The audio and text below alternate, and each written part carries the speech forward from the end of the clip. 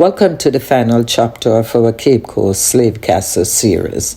Today we visit the door of no return, the final doorway through which countless Africans passed before being forced onto slave ships. Standing here reminds us of unimaginable loss, but also of resilience, survival, and hope. Remember to like, subscribe, and share. May we never forget those whose lives forever changed beyond this doorway.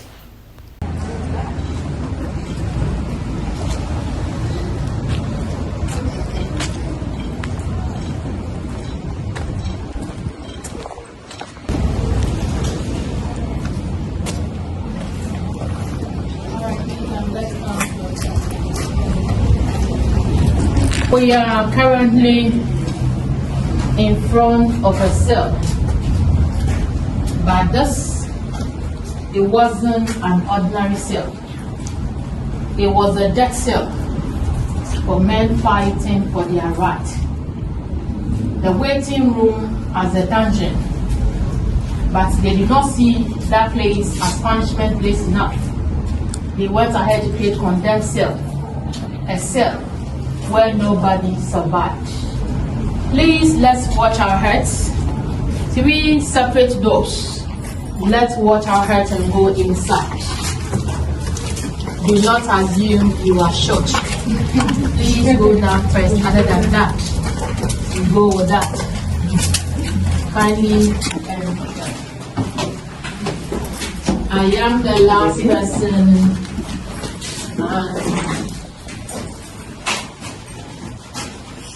That's the door.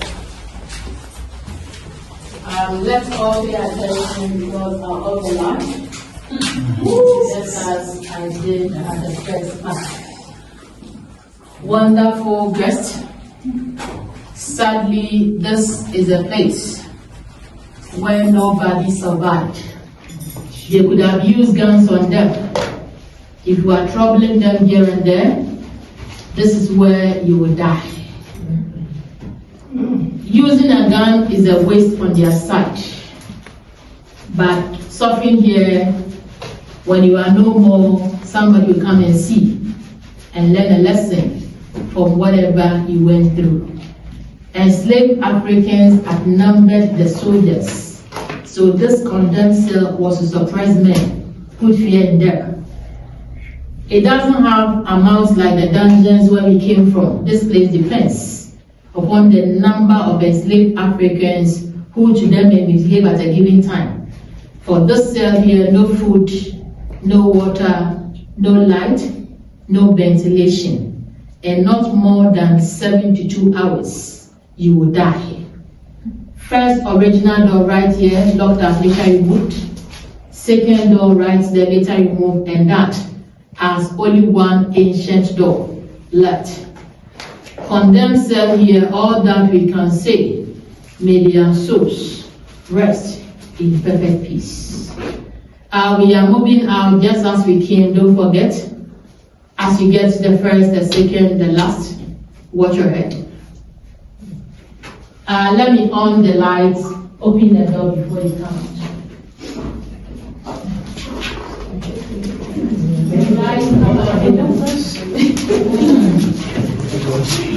As you are done, you come out. 18 feet underground tunnel from the dungeon. This is for a guide to do the recounting. And from here, they continue to the exit of the tunnel. So those that want to have a look, come closer, look at the underground tunnel. Careful, you can just go in more as I did, but make sure one leg is out, one leg is in, so that when there is anything, not in. Enter from the dungeon, so no staircase here. No. There is no way.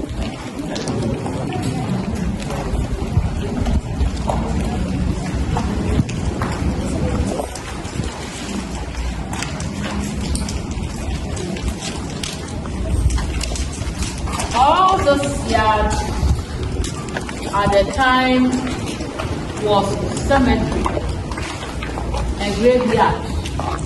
for British and those that were trained by British. Several graves all over, but 1996 was the second excavation. So at the yard, as I speak now, 4 identified graves and 1 unidentified grave. 3 over there, George McLean, the president of the British Committee of Merchants from 1830. McLean was appointed as the judicial assessor and he established the first court of justice over there, McLean Court. Before we were colonized for 113 years, they signed a bond. It was designed by the same McLean, but signed by Commander Hill and 8 local chiefs, called the Bond of 1844. It was signed at the slave market Palaver Hall. The tunnel in there was closed under the leadership of McLean. He died 1847, 46 years, confirmed malaria parasite. The wife came down to visit the husband, by name Letitia Elizabeth London. 3 months after the arrival, the wife died. There were rumors, there were gossips, and 3 of thought. That is final. First one was malaria. Second was jealousy. Husband McLean was having an affair with a black lady, Helen Bannerman. The wife committed suicide and died. The last one says that the husband and girlfriend, they connived to kill the wife for them to continue with their relationship. That is 6 years, the wife died. The last person over there as army commander and lawyer by profession, C.B. Whitehead, born in 1774 and 2nd July 1812. The soldier died at the age of 38. The last one there, separate one, a Ghanaian by name Philip Kweku. Because he was born on Wednesday and Kweku, Helen Bannerman. The wife committed suicide and died.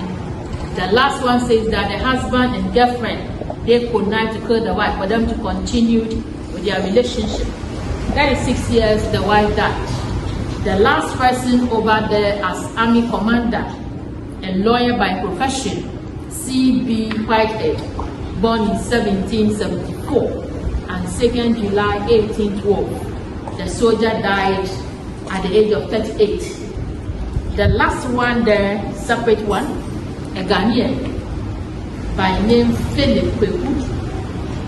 Because he was born on Wednesday and Kweku, I can't name, but British couldn't pronounce the name Kweku. The name was corrupted to Kweku, the first African priest of the Anglican Church. He was ordained under the ordinance of Reverend Thomas Thompson. So that same place above the dungeon, as I said, it was a church, classroom, and now converted as children's library.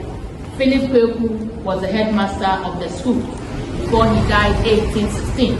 Every 17th October, the Anglican communities, they pay homage to Reverend Philip Kweku.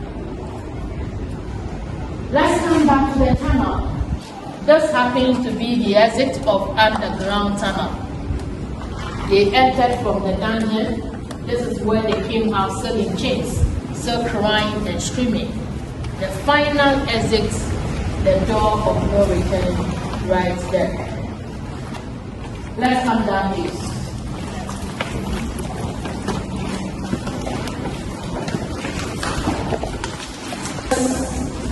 Punishment cell for mothers. Some mothers attempted to run away and they were rearrested. This is their punishment cell. And soldiers that were here at the time, their wives were not here with them. Some mothers were selected from their dungeons, they sent them up there for the government to enjoy. Those that did not allow themselves to be rich. First punishment inside their dungeon, they beat them mercilessly here for others to see, and thereafter they push them into this as a second punishment. As I said over there, they did not see the dungeons as punishment place enough. They went ahead to place one as condemned cell to suppress men, and this as punishment cell. They will be here for a while, change your mind, so the next time you will not say no. Food and water either once or twice through the hole as you see here. Down here, a hole for sweat, saliva. So this is the end of the drainage from the mill dungeon. Everything from there enters the sea through this. Tells you that everywhere stinks, especially this punishment cell. Finally, let's come down to the family. Family at the time sees themselves first time in month. Soon they were brought to the dungeon. It was more male and less female. One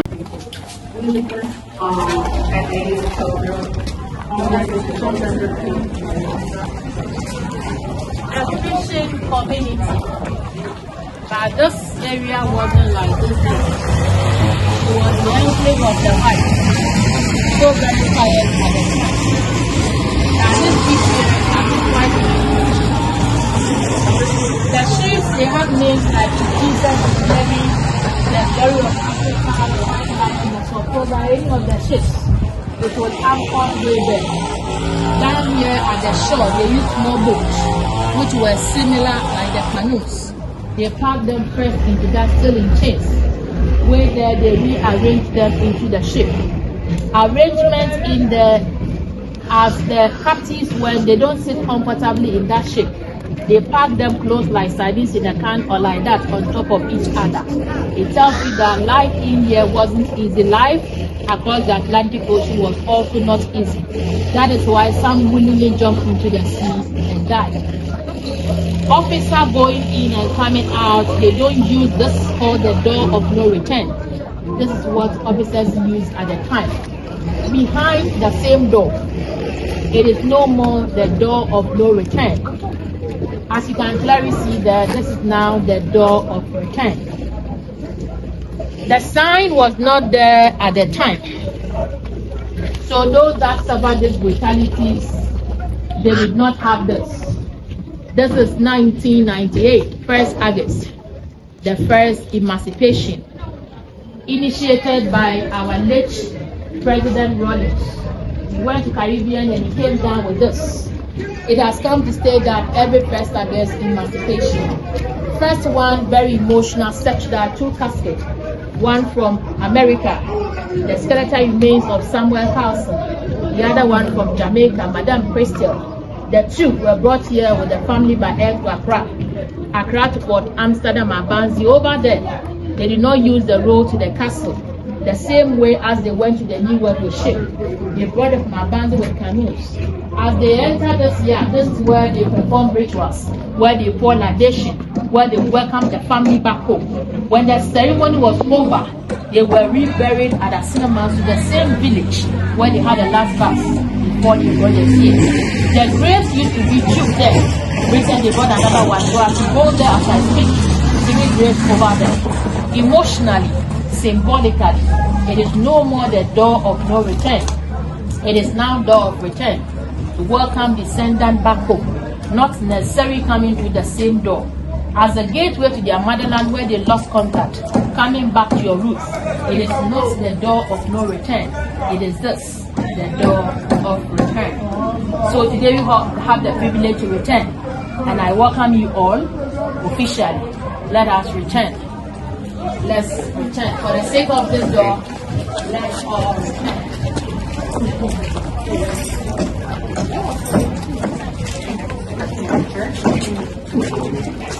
Okay, so we have returned. As we come to the end of this journey, may we never forget the lives, sacrifices, and resilience of those who passed through these walls.